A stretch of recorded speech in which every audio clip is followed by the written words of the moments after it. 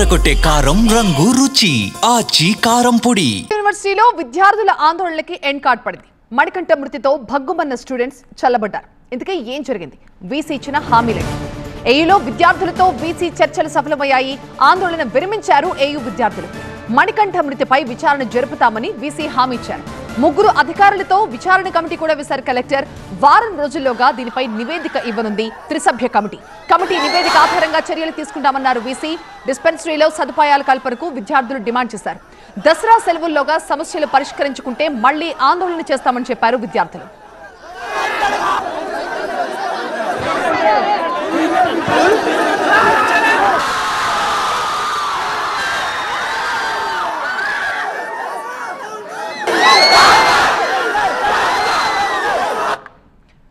ఇదే అంశంపై వీసీ ఏమంటున్నారో మరింత సమాచారం మా సీనియర్ కరెస్పాండెంట్ ఖాజా అందిస్తారు. మనతో పాటు మాట్లాడేందుకు Andhra university vice chancellor professor Rajasekhar ఉన్నారు. చెప్పండి సార్, ఈ మణికంఠ మృతి తర్వాత విద్యార్థులు ఆందోళన చేస్తున్నారు 2 రోజులుగా. వాళ్ళకి వాళ్ళ డిమాండ్స్ ఏ విధంగా ఉన్నాయి? మీరు ఎటువంటి భరోసా ఇస్తున్నారు వాళ్ళకి? నిన్న సాయంకాలంలోగా వాకిన్ ఇంటర్వ్యూస్కి ఈరోజు రేపు అరేంజ్ చేయడానికి నోటిఫికేషన్ ఇస్తామని చెప్పడం జరిగింది. కానీ వాళ్ళు అది వినకుండా వీసీ రాజీనామా చేయాలని పట్టుబట్టి ఉండి అదే ఫైనల్గా నేను చెప్పాల్సిన చెప్పాక పేరెంట్స్ అక్కడికి రావడం జరిగింది. విద్యార్థి పేరెంట్స్ వచ్చి వాళ్ళు ముఖ్యంగా ఏం చెప్పారంటే, స్టూడెంట్స్తో సంబంధం లేదు, ఈ గొడవలు మాకొద్దు, దయచేసి మీరు మాకు ఎమికబుల్గా మా అబ్బాయిని తీసుకుని వెళ్ళడానికి వచ్చాం, సహకరించాలని మమ్మల్ని అభ్యర్థన చేస్తే వాళ్ళతో నేను ఇక్కడికి రావడం జరిగింది.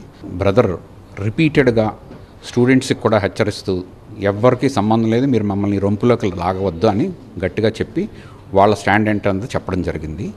బహుశా విద్యార్థులకి అది రుచించలేదో మరి నాకు తెలియదు. ఒక్కసారి ఇక్కడ నన్ను అటాక్ చేయడం జరిగింది. కనీసం 200 మంది, బహుశా బయట కంపేర్ చేస్తే 350 మంది ఉండొచ్చు. దాడికి వచ్చారు. ఇంకొక 2 నిమిషాల్లో బహుశా దాడి అయి ఉంటుంది. ఎందుకంటే ఇది మొత్తం పుష్ అయ్యి, ఇంత పెద్ద హెవీ టేబుల్ పుష్ అయ్యి చాలా భయానకమైన పరిస్థితి ఉంది. అంతమంది మాట్లాడడానికి వచ్చిన వాళ్ళు అయితే అలా రారు. అంటే దీని మీద ఏయూ పరంగా మీరు వీసీగా ఉన్నారు. ఈ మొత్తం ఎపిసోడ్ మీద, మణికంఠ మృతి, ఆ తర్వాత హాస్పిటల్లో సదుపాయాల మీద మీరు ఏదైనా కమిటీ వేశారా? ఎలా ముందుకు వెళ్తున్నారు? విద్యార్థుల డిమాండ్కి ఏం పరిష్కారం?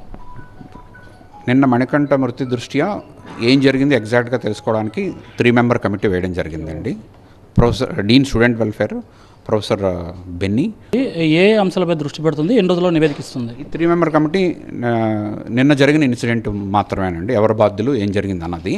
ఆల్రెడీ హాస్పిటల్ మౌలిక సదుపాయాల మీద కమిటీ వేసాము. అది మొత్తం ఎలా రిక్రూట్ చేయాలి, మందులు ఏంటి రప్పించాలి, ఇన్సిడెంట్ జరగకముందే జరిగింది. అది జరగకముందే కమిటీ వేయడం జరిగిందండి. సో ఆ కమిటీకి వన్ ఆఫ్ ద మ్యాండేట్ స్టూడెంట్స్కి, ఎందుకంటే నేను వివిధ ఇన్స్టిట్యూట్లో నేను చూశాను కాబట్టి అటువంటి పథకం ఉంటే మంచిది. నగరం నడిబొడ్డులో యూనివర్సిటీ ఉన్నా కూడా అటువంటి స్కీమ్ ఉంటే మంచిదనే ఉద్దేశంతో ఆ కమిటీకి ఒక మ్యాండేట్గా నిర్ణయించడం జరిగిందండి. పూర్తి స్థలం అంటే విద్యార్థులు అన్నాక వాళ్ళ సమస్యలు సానుకూలంగా పరిష్కరించేందుకు మేమంతా సిద్ధంగా ఉన్నాం. కాకపోతే వాళ్ళంతా సామరస్యపూర్వకంగా వచ్చి మాకు ఒక వినతి పత్రం సమర్పిస్తే దానికి అనుగుణంగా చర్చించి దానిపై ఒక సరైన నిర్ణయం తీసుకుంటామని ఏయూవీసీ చెబుతున్నారు. అలా కాకుండా కేవలం రాజకీయ వేదికగా చేసి ఏయూలో ఆందోళన చేస్తే తమ వైపు నుంచి తాము చేయాల్సిన చర్యలపై ఆలోచించాల్సి వస్తుందని సూచిస్తున్నారు ఏయూవీసీ రాజశేఖర్. కెమెరా పర్సన్ బాబుతో ఖాజా టీవీ 9 విశాఖపట్నం.